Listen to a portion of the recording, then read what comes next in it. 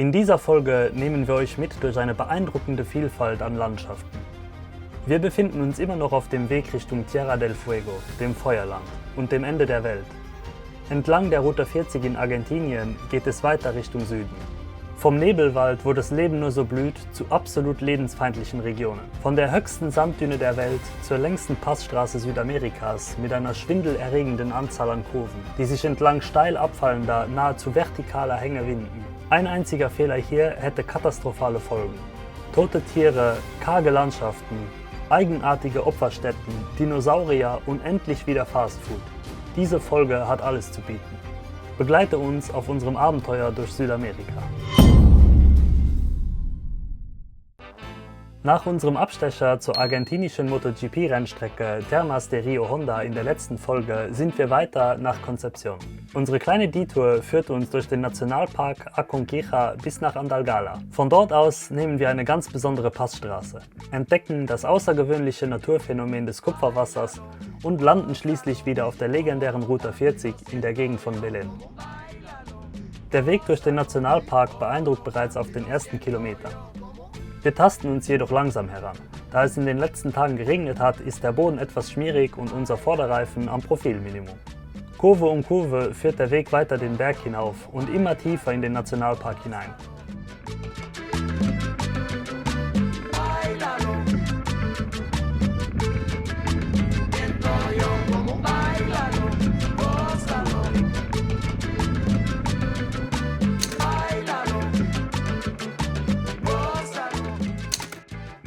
Der Nationalpark Aconquija wurde 2018 durch die Erweiterung eines bestehenden Schutzgebiets gegründet. Heute umfasst der Park rund 75.000 Hektar.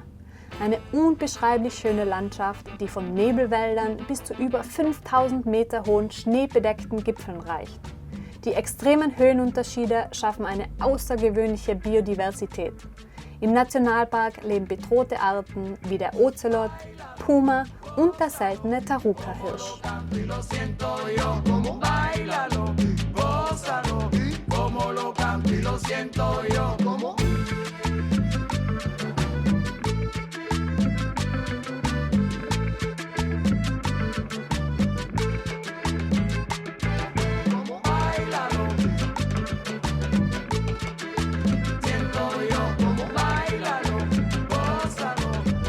Wie das ausschaut, oder? Wenn die Wolke so über den Berg drüber fegt. So cool. Ja.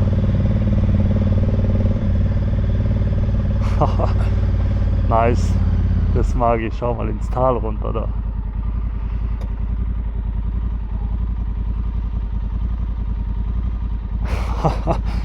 Juhu. Nice. Gute Entscheidung, hier durchzufahren. Oder? Wow, wie.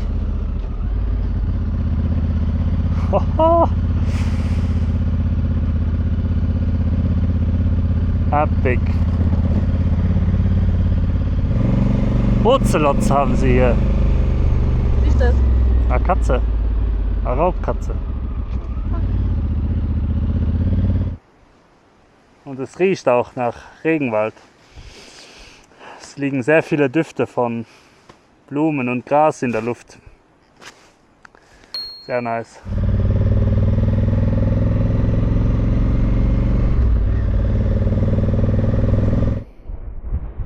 Okay, hier geht. Oh, jetzt sind wir fast umgeflogen im Stand mit dem Wind.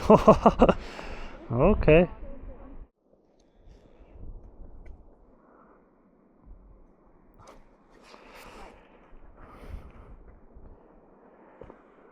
Ja, mal schauen, was das ist.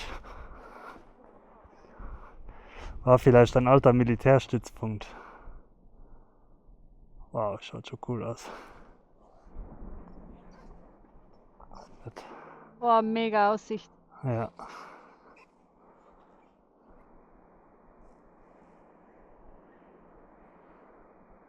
Die Geräusche vom Wind im Wald.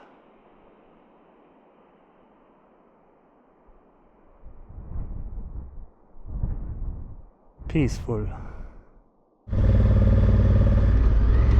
Seien wir in der Catamarca. Ja. Boah, da hinter uns, neben uns jetzt, was man beschauen konnte, da schaut der Bergpeak jetzt aus. Der schaut ziemlich hoch aus. Hoho, den habe ich ja noch gar nicht gesehen. Der ist erst jetzt frei geworden von Wolken. Hoho. Okay, krass, den habe ich noch gar nicht gesehen. Cool, oder? Wow.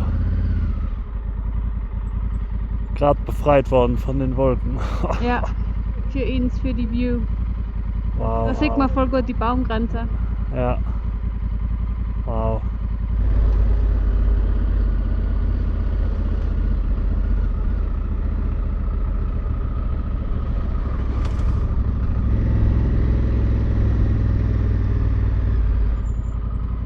Jo.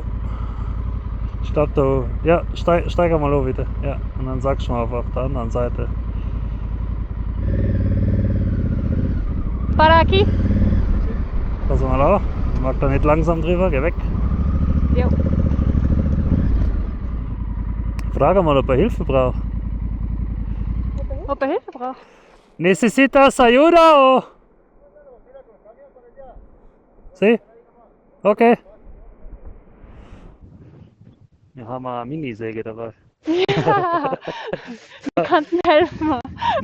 Da sägen wir zwar eine Zeit lang, aber Was glaubst du, der schaut, wir haben unsere Säge auspacken hier. für die, die von zu Hause aus zuschauen, es ist keine Minisäge im Sinne von so einer Blattsäge. Es ist die Kette von einer Motorsäge mit 2 Handgriffen am Ende und dann kann man halt zu zweit so sägen. Die kann man ganz kompakt zusammenpacken, die ist so 5 cm breit und keine Ahnung, ein Zentimeter dick. Das kann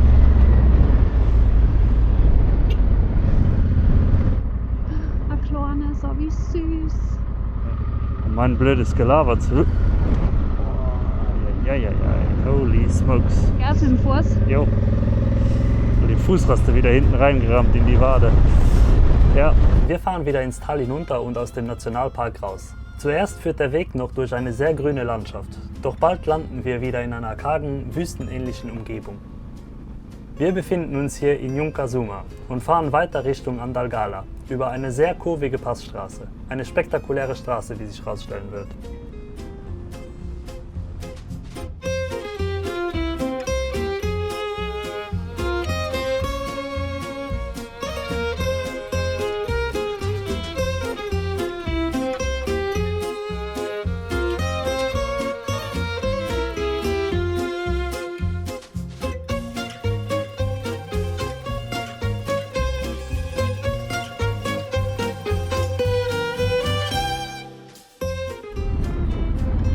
Oh.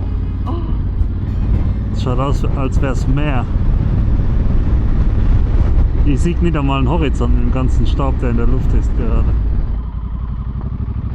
Achtung, LKW, der mit unbedingt Platz macht.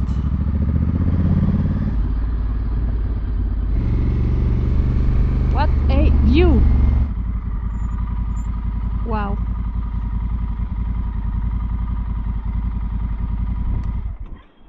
Episch. Kann man wieder nicht mit der Drohne fliegen, ist wieder zu viel Wind. Mhm. Aber es wäre eine geile Aufnahme. Schade, ich sehe den Horizont nicht mehr. Drüben fliegt da ein fetter Vogel und der hat weiß am Rücken, also das kann der Kondor sein. Wo siehst du denn? Der ist um die Ecke, da müssen wir fahren. Eine sketchy Sicherheitsmauer hier.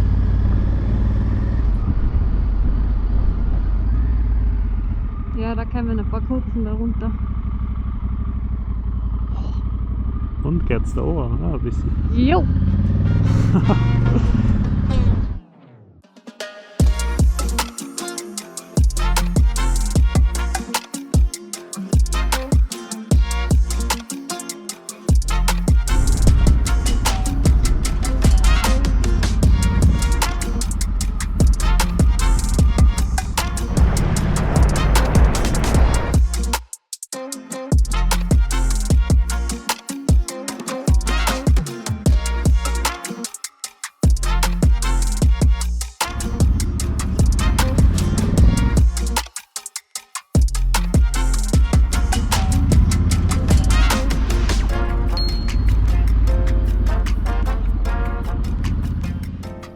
dem Dorf angekommen, machen wir erstmal Pause und suchen uns dann einen Campingplatz raus. Wir sind gerade in Andalgalá gelandet.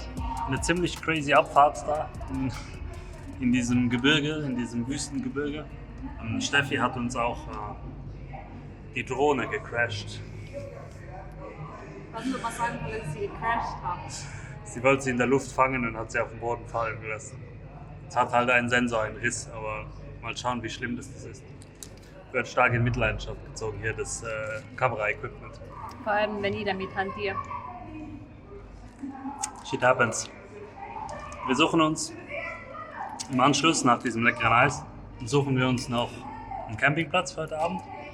Und dann, glaube ich, müssen wir wieder warten bis 7 oder 8 Uhr am Abend, bevor wir irgendwo einkaufen können, damit wir was zu essen haben.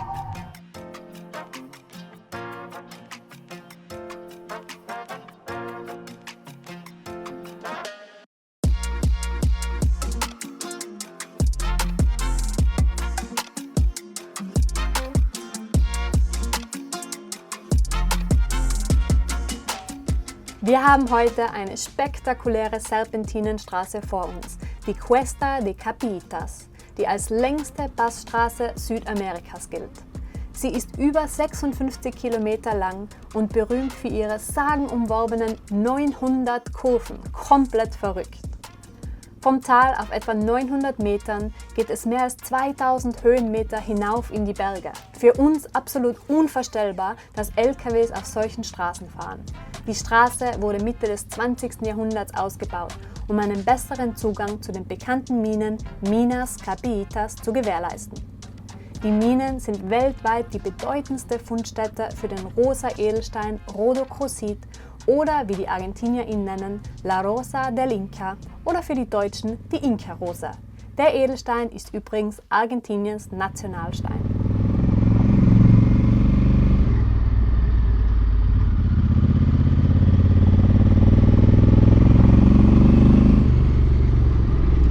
Fette Landschaft schon wieder, ha? Ja, ultra. So flach alles.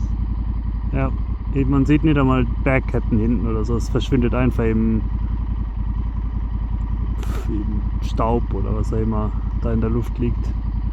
Generell schaut es nicht so aus, als wäre da viel, außer da hinten. Überall ja, die kleinen grünen Oasen, wo die Leute leben.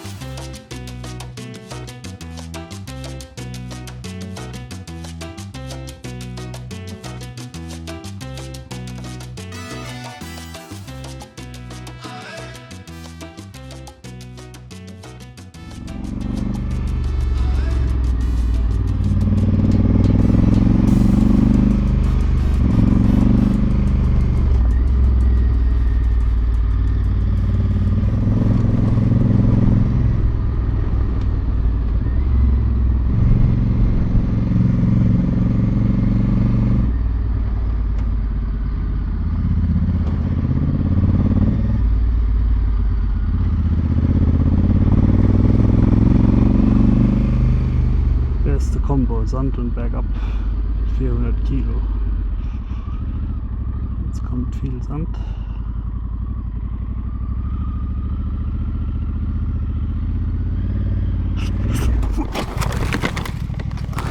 Jo.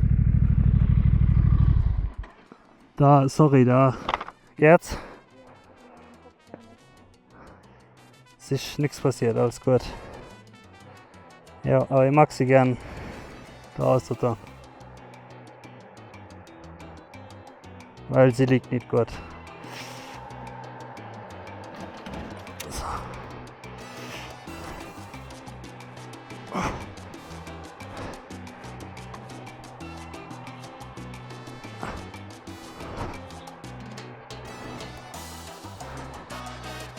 Ich kann sie kurz sehen, bis du einen guten Griff hast.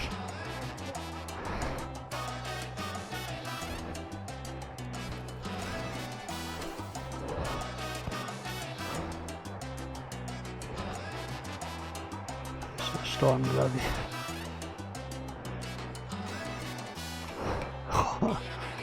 Sie ist komplett destroyed. Das ist okay.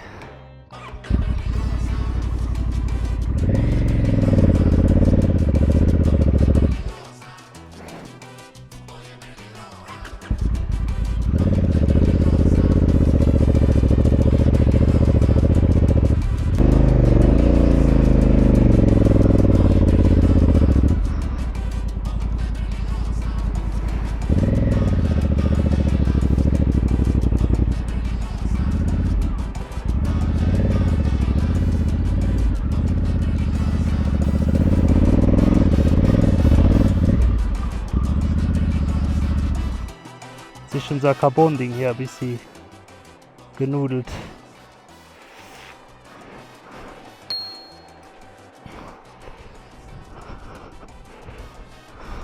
Ja, das war jetzt ein bisschen wilder. Jetzt hat es mich über diesen Stein weggeschleudert in diese Richtung und dann mit dem Vorderrad gegen diesen Stein. Absolut wild.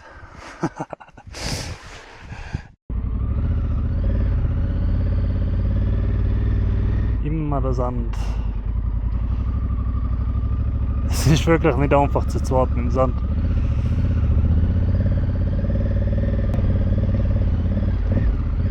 Boah, Putzi. Einmal kurz stehen. Ja. Da muss ich aussteigen, das Material an. Jetzt bin ich natürlich schon mitten im Hindernis. Ja. Muss ich da aushelfen? Nein, geht schon.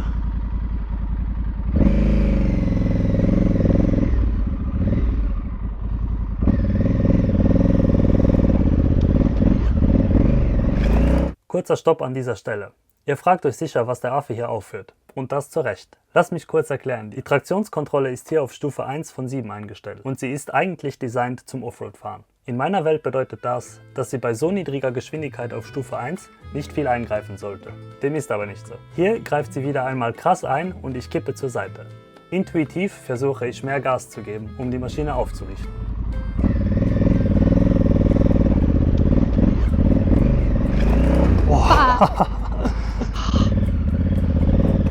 Das ist immer, wenn die Traction Control reingreift, ich schwör's dir, das ist the worst. Aber genau dieses Verhalten hat mir auf der Reise schon mehr als einmal Probleme gemacht.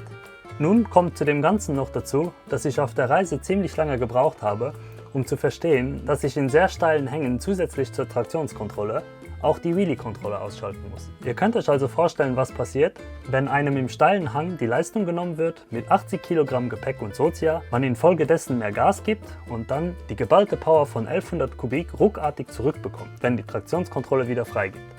Sehr spaßig. Dafür sind wir hergefahren. Deswegen haben wir uns also auf die Schnauze gelegt. Aber ja, der Weg ist schon hardcore. Das ist speziell, ja. Gehen wir uns das mal anschauen von näher. Das Agua de Cobre, auch bekannt als Rio Turquesa, also der türkise Fluss, ist wirklich ein besonderes Naturschauspiel. Dafür hat sich der krasse Weg wenigstens gelohnt. Der Fluss verdankt seine auffällige türkise Farbe der extrem hohen Konzentration an Kupfer im Gestein, welches mit dem kristallklaren Bergwasser reagiert und so diese intensive Farbe bildet. Dieses Naturphänomen macht das Wasser zu einer optischen Besonderheit, die in der kargen Gebirgslandschaft wie ein flüssiges Juwel wirkt.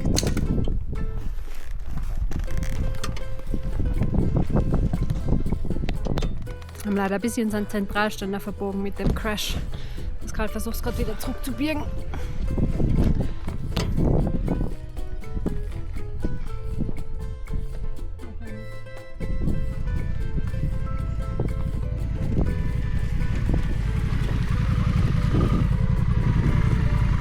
Kriegen wieder mal einen kleinen Spaziergang. Haben wir schon lange nicht mehr gehabt. Der kleine Umweg hat schon wieder in sich gehabt. Ja. Geht's wieder runter vom Berg.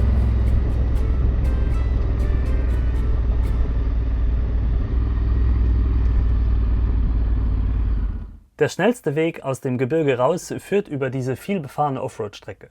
viele Kilometer geradeaus auf Wellblechboden.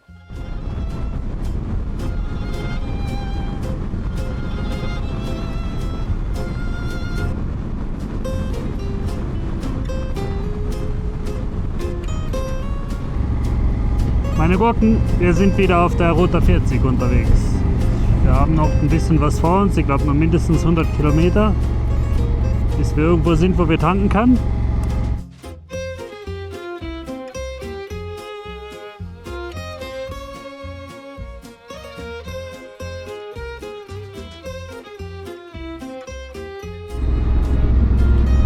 Gerade in Belém angekommen. Fast geschafft.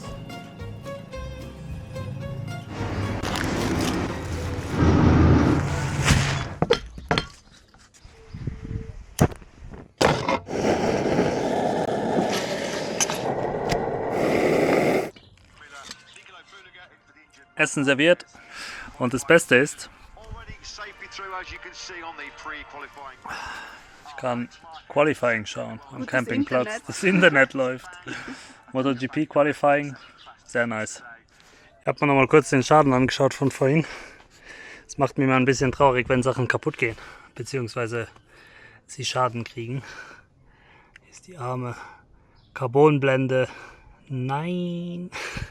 Auspuff auch leicht hier. Ist halt alles nur halb so wild. Nur das hier ist eigentlich der Anschlag für einen Ständer, wenn die Schwinge ein bisschen reinfedert, dass das da aufliegt und nicht ganz mitfedert. Das ist halt jetzt ein bisschen krumm. Das sollte eigentlich genau da aufliegen. Das muss ich jetzt irgendwo in Santiago wieder richten lassen.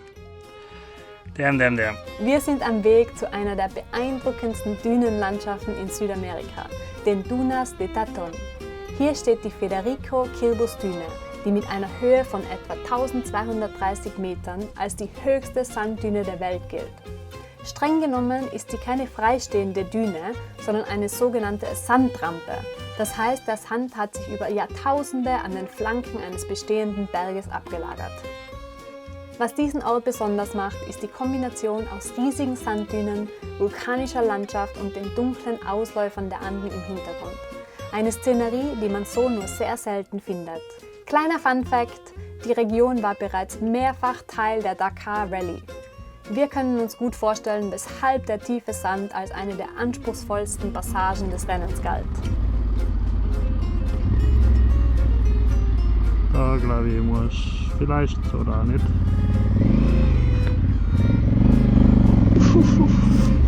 Die Traction Control immer. Ich muss sie wieder ausschalten.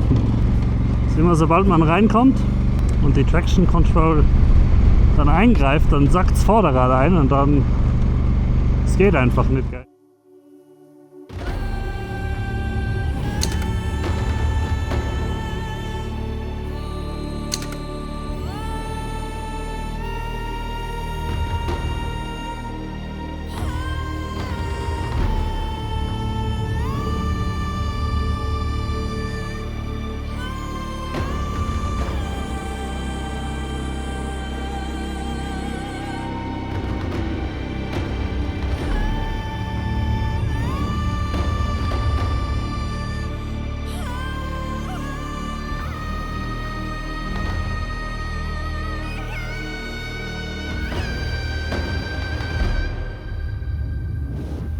Wir haben eine kleinere Düne gefunden.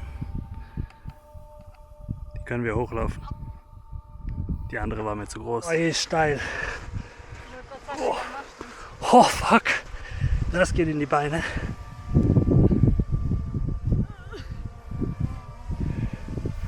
Episch.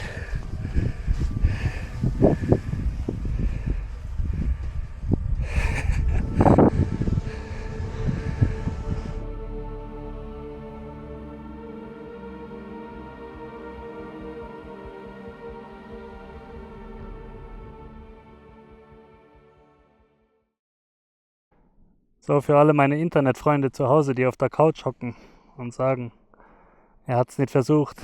Ich probiere jetzt mal da reinzufahren, aber ich glaube mit dem Gewicht, ich glaube nicht, dass es viel wird im Sand, to be honest. Aber ein Foto auf der Sanddüne wäre schon nice. Also probieren wir es einmal. Aber ich glaube, dass alleine hier schon da drüber Good luck, my friend. Sackt sofort ein vorne. Und den. Ho. Kann probieren. Ja, mit dem zweiten Gang. Aber. Nope. Und wir stecken. Sie stört.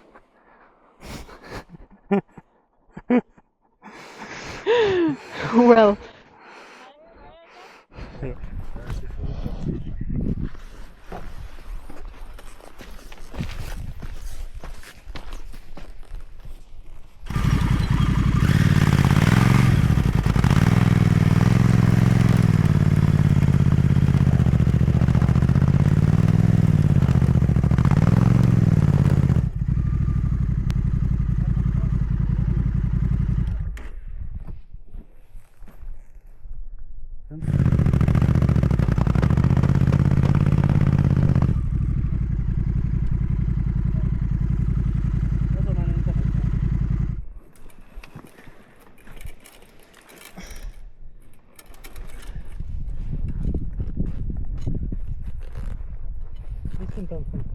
Drei, Okay. 2, 1, hopp!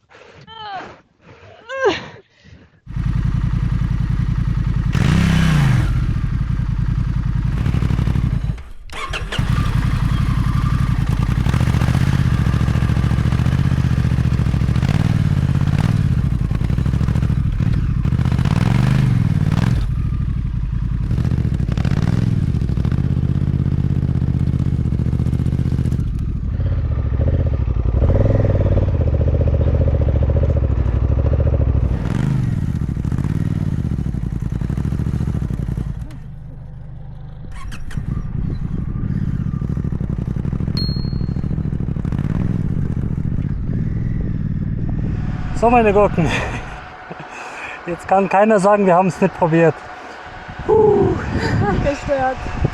Bei 32 Grad. Ich werde das ganze 2 Meter kommen. Ja.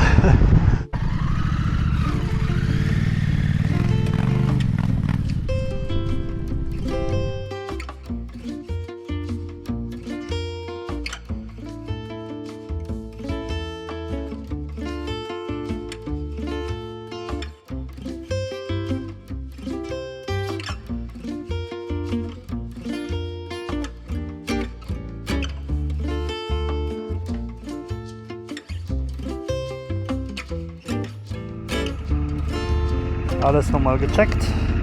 Ja. Alles dran und zu. Wir sind bereit. Wir sind bereit. Ich habe uns mal 410 Kilometer rausgesucht. Okay, Schauen, ob wir den machen wollen. Fahren einfach so viel, wie wir wollen. passt gut. Adios! Gracias, ciao. Grüß dich.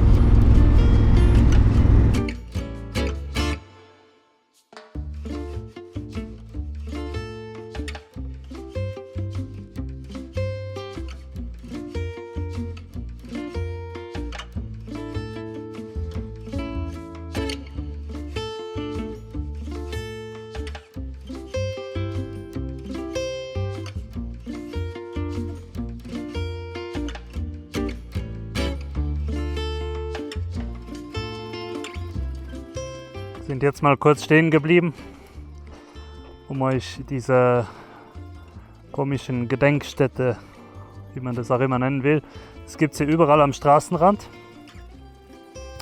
Und da lassen die Leute Sachen zurück, also oft essbare Sachen.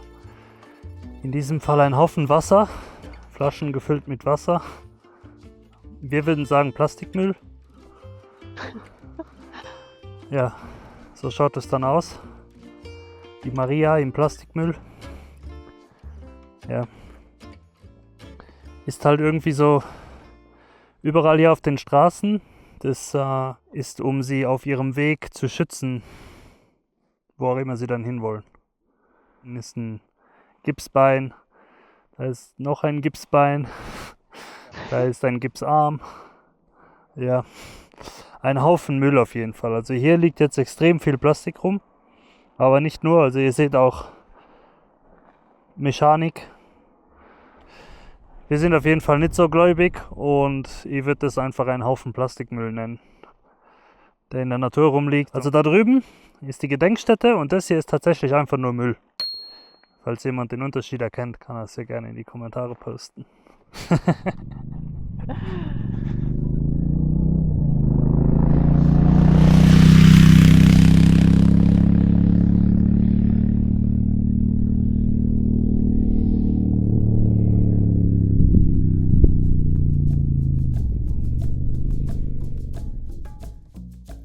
Die Distanzen zwischen zwei Dörfern auf der Route 40 sind einfach nur enorm.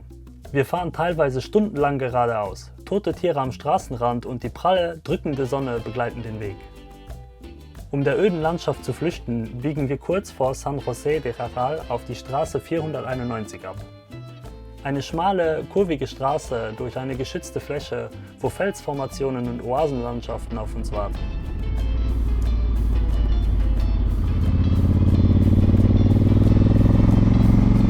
Hier dürfen auch keine LKWs fahren, haben wir gelesen. Es ist ein geschütztes Gebiet, habe ich gerade gelesen. Ja. Protected Area.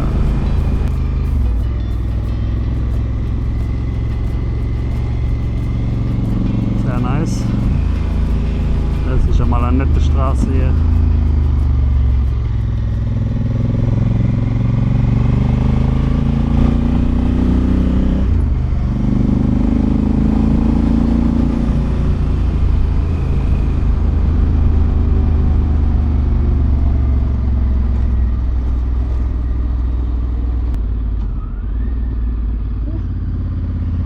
Cooler Tunnel, ja.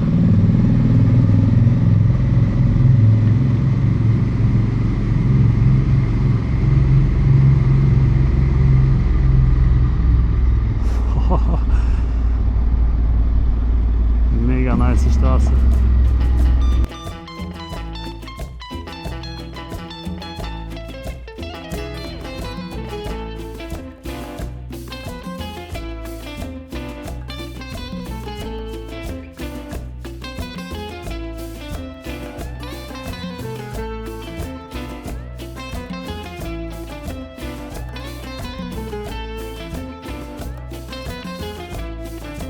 Ziemlich warm und nur gerade Strecken.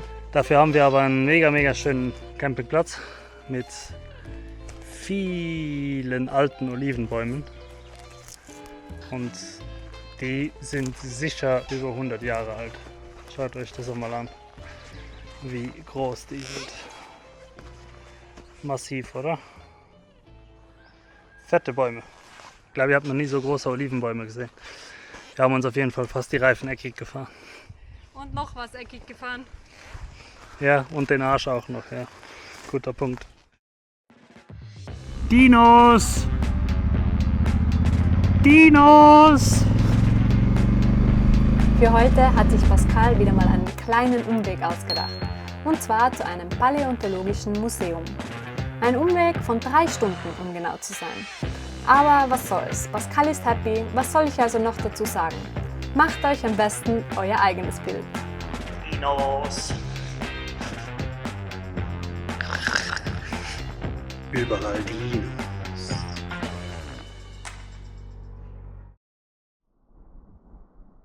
Sind jetzt kurz von der Ruta 40 abgefahren. Wir sind hier auf der Ruta Nacional 149 und die führt in einem Tal durch, was uns sehr gut gefallen hat bis jetzt.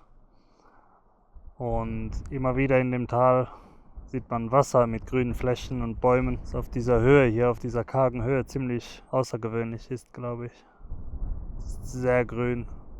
Wenn du die Berge anschaust, da wächst nicht einmal ein Kraut drauf oder so. Das ist absolut karg. Und dann hier mit dem Wasser das Grün, ja.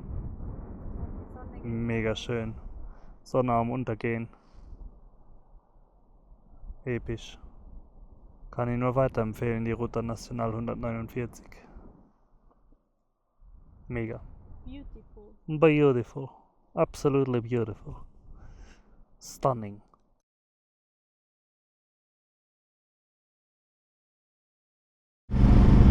Gut, dann geht's für uns jetzt mal Richtung Grenze mit Schwung. Und schaut euch bitte einmal das Tal an, durch welches wir hier fahren. Einfach episch. Das ist der Highway, um zur Grenze zu kommen. Fucking nice, oder? Was für epische Berge. Wahnsinn, wie die ausschauen. Ja, das sind Peaks, gell? Fett.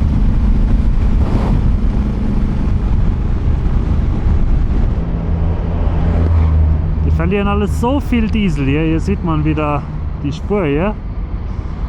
Die ganze Straße schaut nass aus, aber das ist alles voll mit Öl, Diesel, Benzin.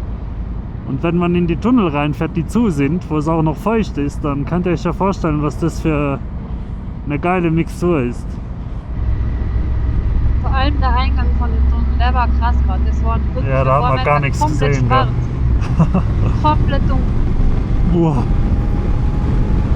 Ihr seht auch hier auf der Straße überall, es ist alles schwarz. Es ist nicht der Asphalt, gell? Das ist einfach Diesel, Benzin, Öl. Ja, mal an, ich fahre hier rein, oder?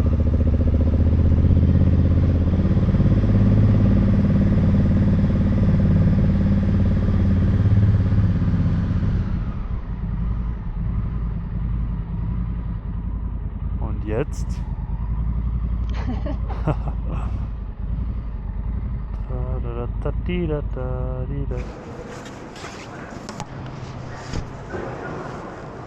Ist ein bisschen chaotisch hier, weil keiner einem so wirklich sagt, wo man hin muss, außer man fragt nach. So, ein Haufen Papiere später. Jetzt müssen wir noch das Motorrad kontrollieren lassen und das Motorrad dann ausführen und dann sollte eigentlich alles gemacht sein. Und was sagen wir dazu? Soweit eigentlich alles easy.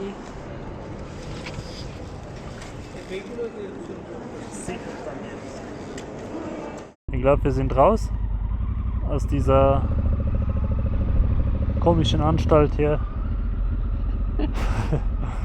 Ich habe keine Ahnung, wo ich hinfahren muss. Das ist immer so verwirrend. Das Auto fährt einmal hier nach. Ich bin einfach nur froh, dass der Hund an unseren Coca-Leaves vorbeigeschnüffelt hat. Gut, also wir sind auf jeden Fall jetzt in Chile. Wuhu! Kann man da runter sehen. Ja, da kommt ein bisschen Geschlängel. Ha?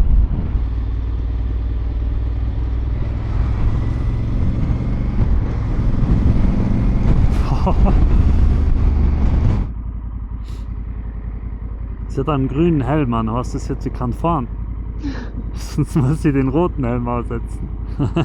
Das wäre ja witzig, wenn sie zwei verschiedene hätten, nicht mehr abwechseln. Das wäre doch lustig, ne? Ja.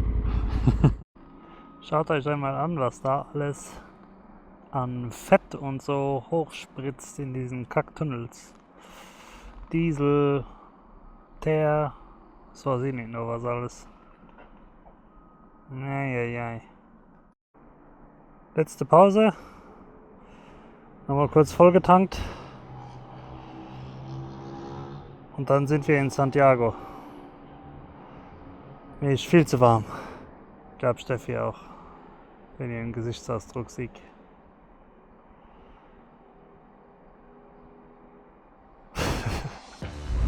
Stadtverkehr. Jubi. Episch. Wir sind jetzt jedenfalls in Santiago, also am äußeren Ende von Santiago. Das war jetzt schon viel Stau. Ja. Das vermisst man nicht.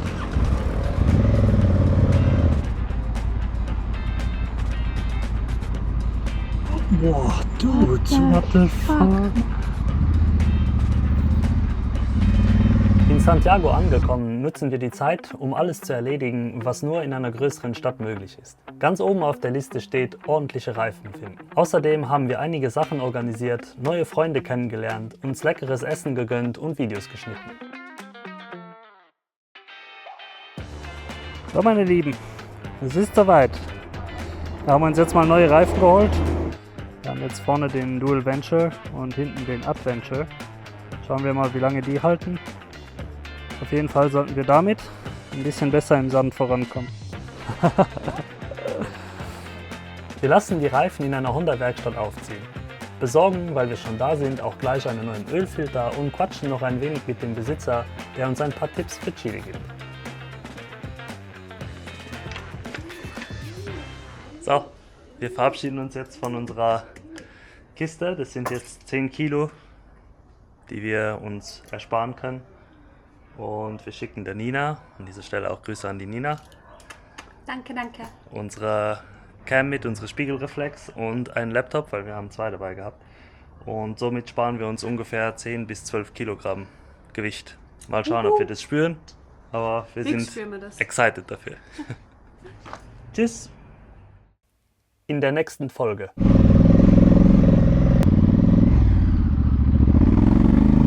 Ja, einladend aus, aber es ist freaking cold.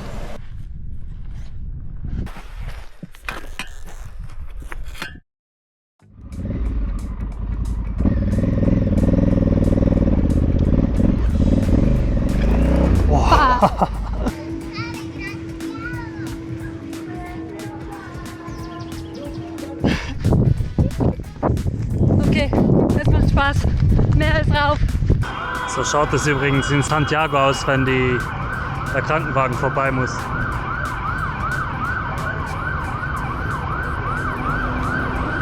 Da macht kein Schwein Platz. Da geht's ab.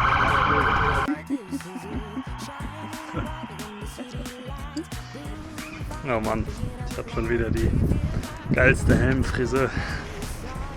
Oh yeah. Oh ja. Oh yeah.